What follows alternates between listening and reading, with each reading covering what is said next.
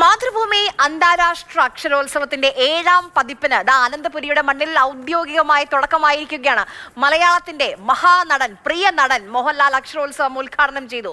11 വേദികളിലായി 700-ലധികം പ്രഭാഷകരാണ് ഇത്തവണ അക്ഷരോത്സവത്തിന് കനകക്കുന്നിലേക്ക് എത്തുക. പ്രിയപ്പെട്ട പ്രേക്ഷകരെയും കനകക്കുന്നിലേക്ക് അക്ഷരോത്സവത്തിലേക്ക് സ്വാഗതം ചെയ്യുകയാണ്. The Mathrubhumi International Festival of Letters, Malayalam's own car, is the brainchild of Kerala's legacy media institution, Mathrubhumi. ദക്ഷിണേന്ത്യയിലെ ഏറ്റവും വലിയ അക്ഷരോത്സവമായ മാതൃഭൂമി അന്താരാഷ്ട്ര അക്ഷരോത്സവത്തിന്റെ 7ാം പതിപ്പിന് കനകക്കുന്നിൽ തിരിതെളിഞ്ഞു. ഇന്നു മുതൽ 4 ദിവസം നീണ്ടു നിൽക്കുന്ന അക്ഷരോത്സവത്തിന്റെ ഔദ്യോഗിക ഉദ്ഘാടനം നടൻ മോഹൻലാൽ നിർവഹിച്ചു.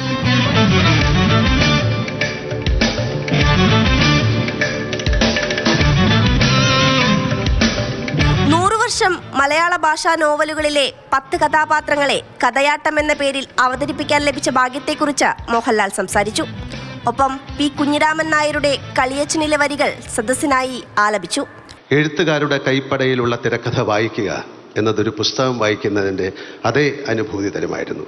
MT Vasudevan Nair, P Padmarajan, Lohithadas, Raghunath Paleri, T Damodaran മാഷ്, ജോൺ പോൾ, ശ്രീനിവാസൻ, സത്യനന്ദിക്കാട്, രഞ്ജിത്ത്, പ്രിയദർശൻ എന്നിവരുടെ എല്ലാം കൈപ്പടകൾ ഇപ്പോഴും എൻ്റെ ഓർമ്മയിലുണ്ട്. ലോലപീതാംബര ചാർത്തുകൾ കപ്പൂരം പീലിമുടി വനമാലകൾ കപ്പൂരം. ഗൗരവമുള്ള കാര്യങ്ങൾ താല്പര്യത്തോടെ കാണുന്ന ആളുകളുടെ കേന്ദ്രമായി അക്ഷരോത്സവം മാറിയെന്ന് Mathrubhumi managing director MV Shreyams Kumar പറഞ്ഞു.